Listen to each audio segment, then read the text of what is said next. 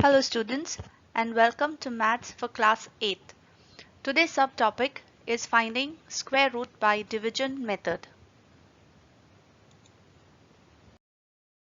In the previous video, we have discussed methods of finding square root of numbers through repeated subtraction and through prime factorization. We have also worked on some problems wherein we could apply the knowledge to verify certain concepts. In today's class, we will be discussing how to find square root of numbers by long division method and also how to find the square root of decimals. Let's begin with the first one, finding square root by long division method.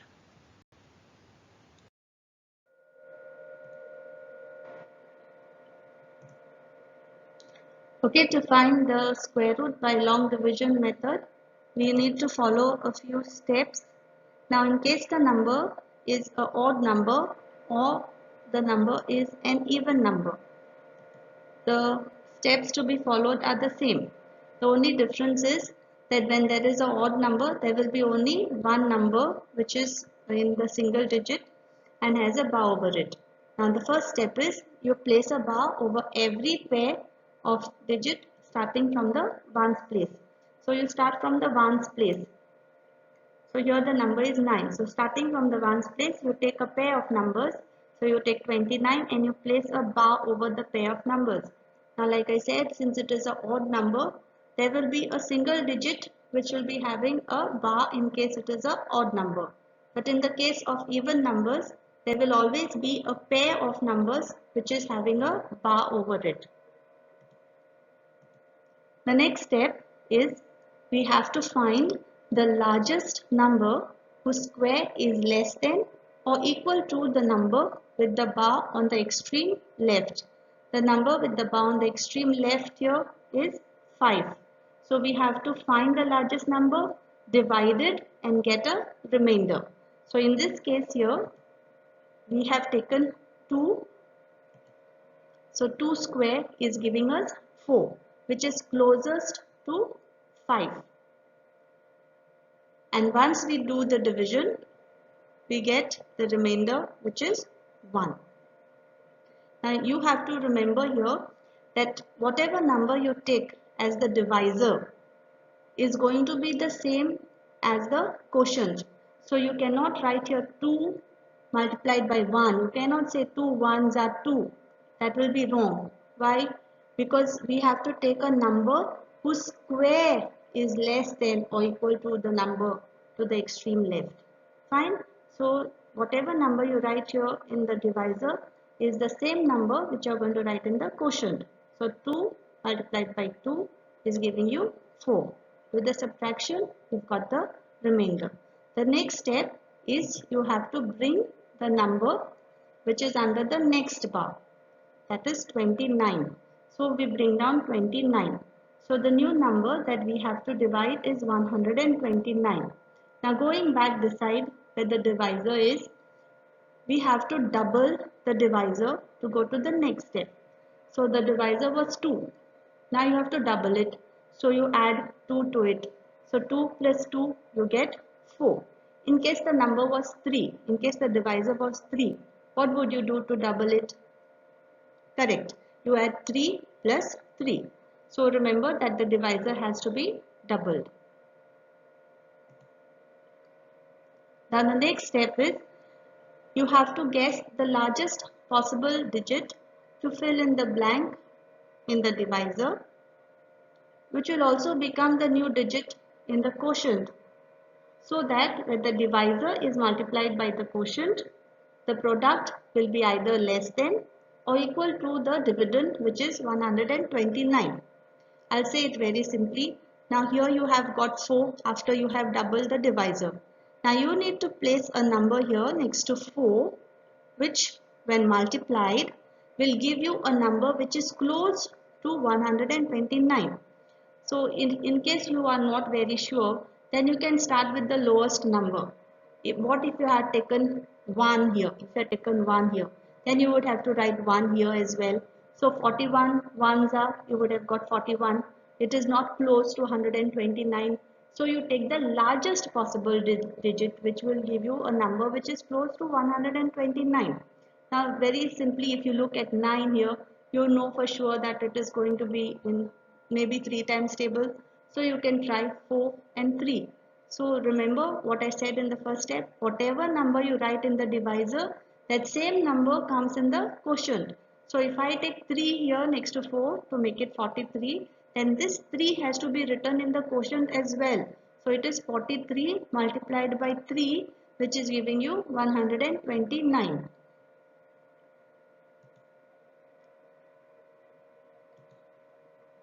Now again, since the remainder is 0 and no numbers are left in the given number, then we can say that the square root of 529 is 23. Okay, we will do another example. Let's take the example 4096. This is an even number, so the numbers are going to be in pairs. We start from the units place and we place a bar. So we placed a bar over 96, this is a pair of numbers, and we place a bar over 0 and 4, which is a pair of numbers. Next we need to find the largest square of the number, which will give us a number which is close to 40 or equal to 40. So we know for sure that 6 square is giving us 36. So now 6, if I take 6 square, then I have to write 6 as the divisor and I have to write 6 as the quotient as well. So I have written here 6 in the divisor and 6 in the quotient. So 6 multiplied by 6, we have got 36. Now we subtract 36 from 40 and we get the remainder 4. So the next step is we have to bring down the number under the next bar. We cannot bring just one digit, okay? You have to bring the number which is under the bar. So we bring both these numbers down, 96, because it is under the bar, it is a pair. So the new number that we have to divide now is 496. So you remember the next step, we have to double the divisor. 6 was there here, so we will add another 6 here, so we get 12. Now we have to guess what is the largest possible digit that I can place next to 12, and the same number will be multiplied to it so that we get a number which is close to or equal to 496. So here we have taken 124 and we will multiply it by 4, because remember whatever number you write in the divisor is the same number you write in the quotient. So we have got 124 is equal to 496. We have no remainder, so it is a square root of the number. The next is finding square root of decimals.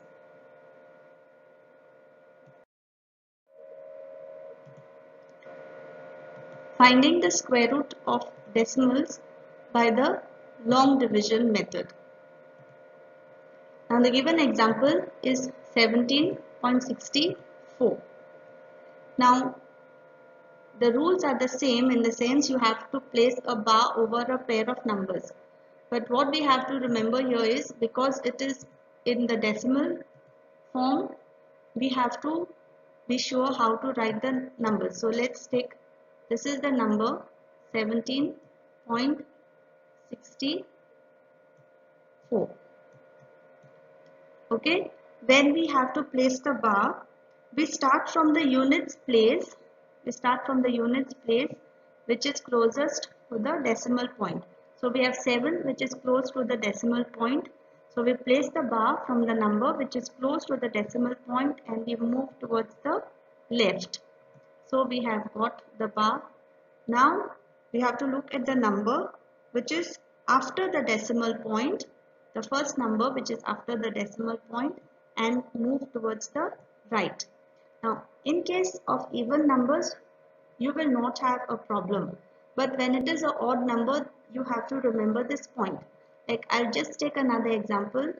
If the number is 117.64, what is the rule? You have to look at the number which is close to the decimal point. Look at the number in the units place. Go towards the left. So you have 17, then you will have one more number left, so you put the bar there, and for the next number after the decimal you move towards the right, so you will get 1 with the bar, then you have 17 under the bar, and you have 64 under the bar. Okay, so this is what you have to remember, how to place the bar when it is a odd number. Now the remaining rules are the same. You have to find the square of a number which is going to be close to the given number. So here we have 17. So 4 multiplied by 4 you get 16. So subtract it and you will get the remainder 1. So you have done your first step. You have found the square of the number which is giving you closest to the number with the bar. Now we have to bring this number down which is under the bar. So we are going to bring down 64. So the new number that we have to divide is 1.64. Now go back to the divisor. We have to double the divisor this side. So 4 plus 4 you have got 8. Now what should be written beside 8? That when multiplied will give you a number which is close to the given number here. So if I have taken 2 and I say 82 multiplied by 2, I am getting 164. Okay, don't forget to bring down the decimal point too, and since there is no remainder here, we get the square root of 17.64, which is 4.2.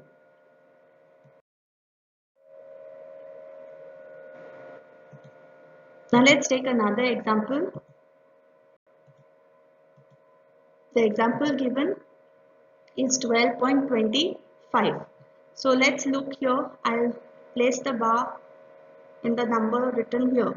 So we start with the number in the units place closest to the decimal, that is 2, and we move towards the left. If it is the number after the decimal, you look at the first number which is close to the decimal point and you move towards the right. So you have done your first step.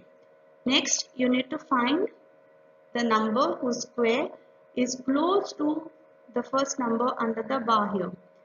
So 3 square, which is 3 multiplied by 3, has given us 9. Subtract it and you will get the remainder 3. Now once you have written 3 in the divisor, don't forget to write the same number in the quotient. Then you need to double it. So 3 plus 3 is 6. Now what number should be placed beside 6? That when it is multiplied will give you a number which is close to or less than the number which is there in the dividend. So we have 65 multiplied by 5, which is giving us 325. Please don't forget to bring your decimal point down when you're doing the division. So since again here there is no remainder left, we get the square root of 12.25, which is 3.5. The decimal point has to be placed in the quotient as well as when you are bringing the next number down. Next is the application of knowledge. We have to find the least number to be added or subtracted from the given number to get perfect squares and hence find the square root.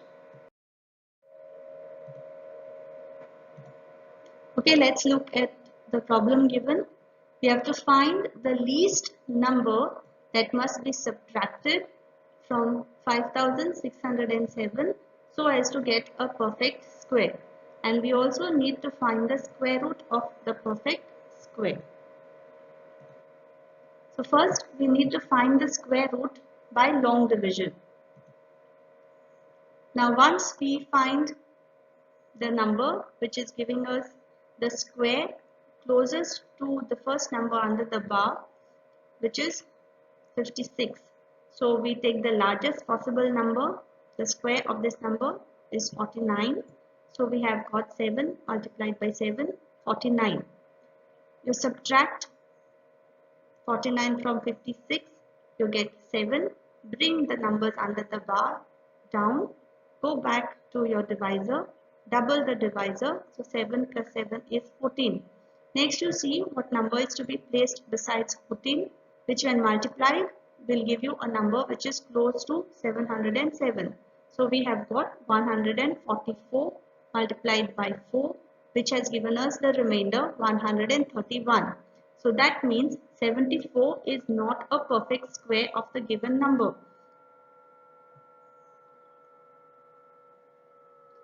because we have got a remainder.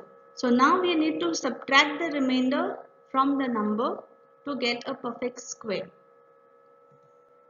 So we take 5607 and we subtract the remainder, which is 131. So we will get 5276.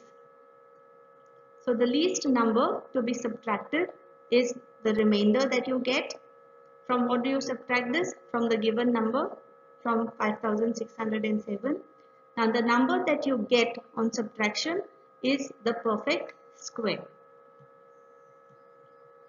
So now what will be the square root of 5476? That is the quotient that you get here. Next, find the least number that must be added to 1300 so as to get a perfect square. Also find the square root of the perfect square. So first we will find the square root by long division method. So you write the number down, you find the number, so you get 3 multiplied by 3, which is 9. This is the largest possible square, which is giving you 9. You subtract, get the remainder down. Now also don't forget to double the divisor here. So 3 plus 3 you get 6. Next we have to get both these digits which are under the bar down. So we've got 400 as a new number which needs to be divided. Next step is you have to find out what number next to 6 when multiplied will give you a number close to 400. So 66 multiplied by 6 has given us 396 and we have got the remainder 4. Now 36 square is not the perfect square of 1300. Why? Because we have got a remainder. So since 36 is not the perfect square, we will take the number which is the next number after 36, and that is 37. So we take 37 square, and 37 square is 1369. Now from the perfect square, which is this new number that we have got, 1369, we have to subtract the given number, which is 1300. So once you subtract these numbers, you will get 69. So the least number to be added to the given number so that it becomes a perfect square is 69. So the square root of 1369 is 37. So that is the next number that you had taken. Here are some few word problems that we will try to solve.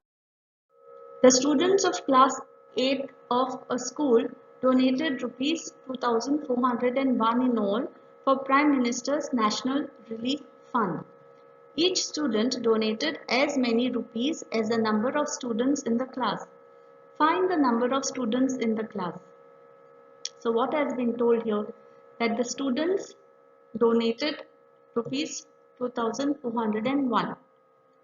Each student donated as many rupees, that means the contribution is equal to the number of students. So we have to find the number of students. So let's take the number of students. Let's take the number of students to be X. And what is the contribution? How much they have donated? It is X. Why? Because they have donated as many rupees as the number of students. It is the same. The amount donated is the same as the number of students. So we will take X in both the cases. Now the contribution from each child multiplied by the number of students is going to give us the total contribution, which is rupees 2401. Okay, so we have x multiplied by x is equal to 2401. So we get now x square, which is the total contribution. So we need to find the square root of this total amount now, the number. So x is 49. How did we get this 49? We have found the prime factors of 2401. So once you find the prime factors, you write them in pairs, and from each pair you pick out one digit, you multiply the digit, and you get the number.